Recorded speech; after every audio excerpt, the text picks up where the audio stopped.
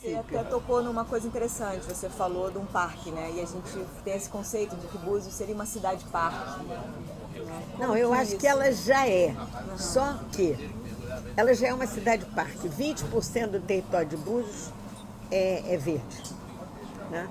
O que a gente precisa fazer? O grande desafio, mas não é só em Búzios, é no Brasil, em todo lugar, é você transformar os parques em áreas de visitação pública que tenham um apelo afetivo, uma identidade afetiva com a população.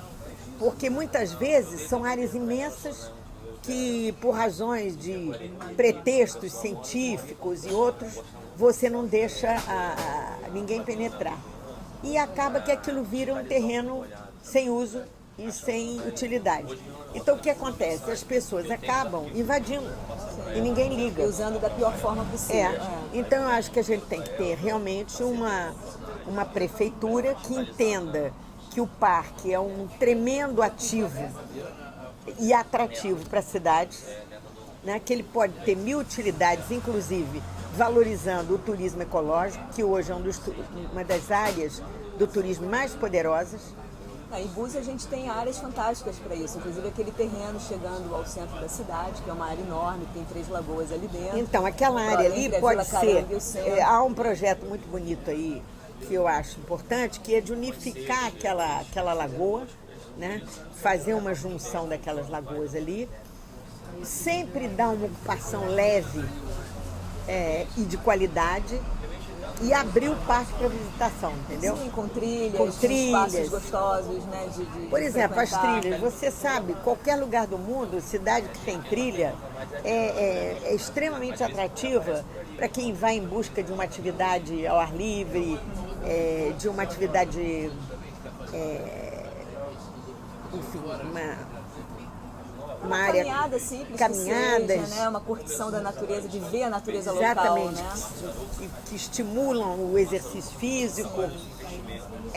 Tudo que a gente quer na vida. Que a gente observa aqui em Búzios é que a gente tem grandes áreas verdes, mas a população pouco participa dessas áreas. Parece que elas não estão acessíveis assim, o tempo todo. A não ser que você vá para as praias, quando você circula de um lado para o outro, você não penetra nessa natureza. E esse terreno, ele é meio enigmático, assim, que seria uma forma de você chegar no centro da cidade através de uma natureza poderosa, circulando por espaços de natureza boa, né? Viva, forte, né?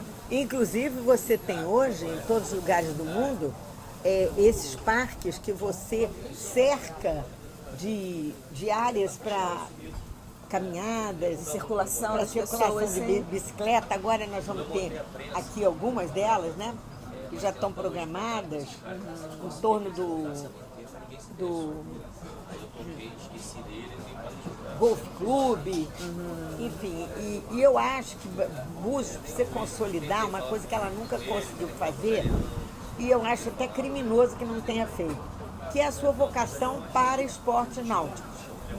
Porque esse vento não existe em nenhum lugar do mundo. É um vento privilegiado e nós não sabemos usar. Então eu tenho às vezes a impressão que o Brasil nada na pobreza e fica cultivando a miséria, a desigualdade social e tudo por conta da inércia, da falta de imaginação, da incompetência dos governantes. E da população, às vezes, também, que não sabe que aquilo pode dar dinheiro, que aquilo pode dar uma renda, que aquilo pode dar emprego, né? E que é muito importante para você diversificar suas atividades econômicas. Ela gera movimenta a economia, ela gera emprego. Por exemplo, nós tínhamos que ter aqui, nós temos às vezes, competições mundiais, mas nós tínhamos que ter isso pelo menos uma vez por ano, uma coisa grandiosa aqui, entendeu? Todos os artistas dizem que Búzios é uma das melhores raias do mundo para a prática da vela. Nós temos condição de absorver aqui 1000 iatistas aqui num determinado fim de semana, de 10 dias e tudo, você tem que ter a cidade preparada para isso. Agora, nós preparamos a cidade para receber um turismo de baixa qualidade, que suja tudo, que polui a cidade, né? Quando nós podíamos estar nos preparando para receber convidados que vão deixar recursos aqui, que vão manter uma população tecnicamente de nível médio e superior ocupada. Sim, gerar emprego para a moçada, sim, e renda. Que está se formando agora, que pode, né, trabalhar em áreas técnicas. Porque senão, o que acontece? Você faz um bom sistema educacional em Búzios, você não dá emprego, a pessoa vai embora. Sim, então não adiantou nada. O prefeito fez um esforço, a população e as famílias fizeram um esforço, mas tem que mandar seus filhos embora porque não tem o que fazer. E assim, você acompanhou, você foi uma das responsáveis assim, no início, né, pela instalação do plano diretor, né, pelas discussões, né, que aconteceram na cidade. Como é que você vê hoje a questão do plano diretor em Búzios? Bom, o plano diretor é uma tristeza, né? Porque sem plano diretor, sem um plano estratégico da cidade, você não faz nada. Aquele plano diretor foi também um plano estratégico. Ele não se limitou a simplesmente fazer regras que poderiam até ser copiadas de outros municípios, como muitas vezes aconteceu no Brasil, né? Quando o plano diretor se tornou uma exigência obrigatória das cidades, o que aconteceu foi uma enxurrada de projetos, todos iguais, que algumas instituições até qualificadas improvisavam ali e que não tinha nenhuma aderência, nenhuma profundidade. Búzios foi uma exceção à regra, porque nós ouvimos a população inteira. Foi a primeira vez que isso aconteceu. Nós tivemos 9 ou 10 audiências públicas, muito concorridas, Havia umas pessoas ali que criavam polêmica para finalidades políticas, né? Sempre tem. Havia 2 ou 3 pessoas ali nocivas que não tinham nenhum interesse pela cidade a não ser tirar algum proveito próprio, mas que no fundo fustigaram as discussões e nós levamos essas discussões adiante. Então houve coisas memoráveis aqui nesse debate, que culminaram com uma reunião na praça aberta ao público, num telão, e nesse telão nós exibimos um filme que vocês precisam resgatar, onde participou todo mundo, inclusive, até curiosamente, tinha uma comunidade agrícola, que o líder da comunidade falou e externalizou a vontade que Búzios tinha de fazer uma espécie de um cinturão verde. José Cabral, lá de José um cinturão verde na cidade. Foi uma surpresa agradável, porque ninguém ligava para isso, ninguém tinha pensado nisso. E ele, afinal, deu essa contribuição também. E nós falamos com todo mundo, inclusive com os adversários que estavam criticando o plano e tudo mais. Eram problemas lá da gestão com o Mirim, né? Do Mirim. Mirim tinha várias forças políticas dentro do seu governo. E essas forças se entrechocavam com uma virulência muito incrível, e sempre o mais educado e o mais cordial, que era o Jorge Clark, um grande engenheiro, um grande planejador, acabou ali prejudicado, né? Porque havia candidatos ali que queriam esmagar o Jorge Clark quando ele estava com um plano diretor completo para a cidade de Búzios. Esse é o ponto. Nenhum plano diretor em nenhum lugar que eu conheça fez barba, cabelo e bigode como o plano de Búzios. Porque nós tínhamos o planejamento, um sistema de planejamento montado, um sistema de informação digitalizado na época, com os recursos aerofotogramétricos que havia disponível na época, que foram levantados por avião e tudo mais. Havia a lei do uso do solo, que é sempre uma dificuldade. O Rio de Janeiro está 40 anos, 50 anos sem lei de uso do solo. E é por isso que está aquela baderna instalada lá. A lei do uso do solo e do parcelamento do solo e o Código de Obras. Tudo isso num pacote só. Isso tudo foi posto na Câmara de Vereadores com um pacote só, que tinha coisas preciosas ali.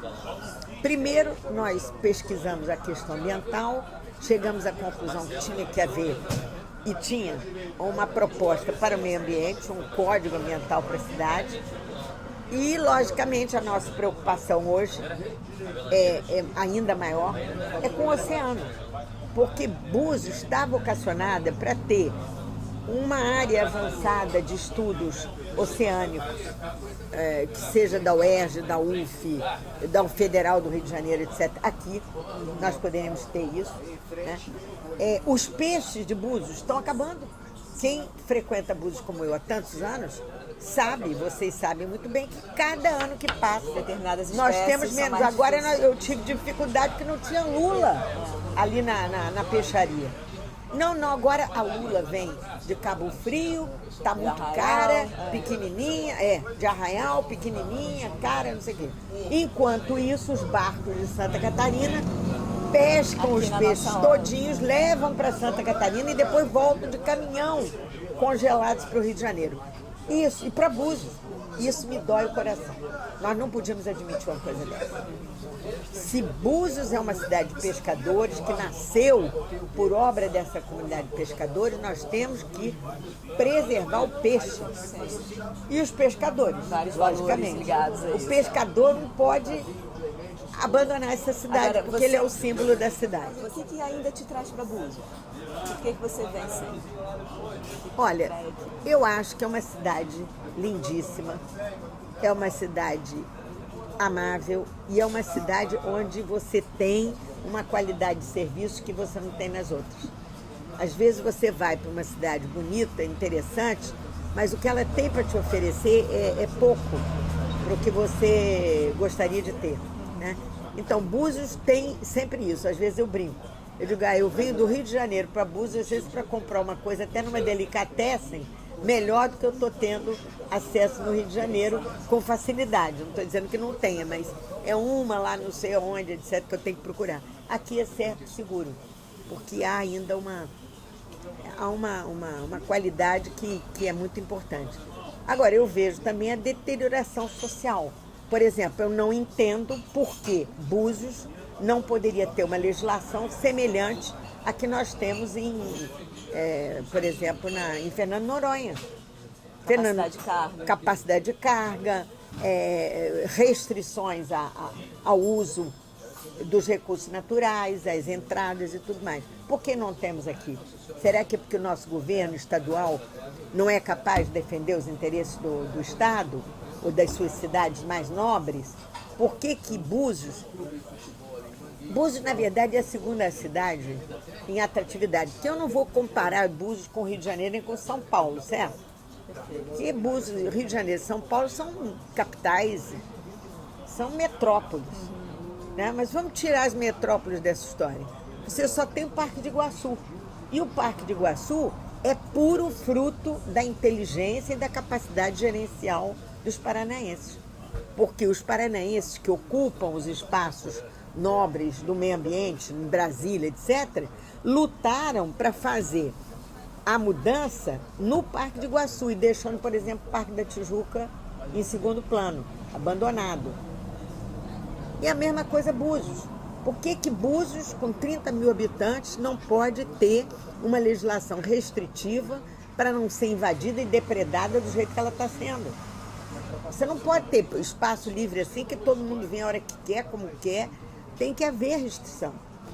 Agora, eu quero dizer o seguinte, você tem esses paraísos todos, mas o meu paraíso é Manguinhos. Ah, é? Que ótimo. Eu tenho verdadeira loucura por Manguinhos, por uma razão. Primeiro, que é aquela imensidão de praia que emenda com a rasa e que faz meus olhos muito felizes.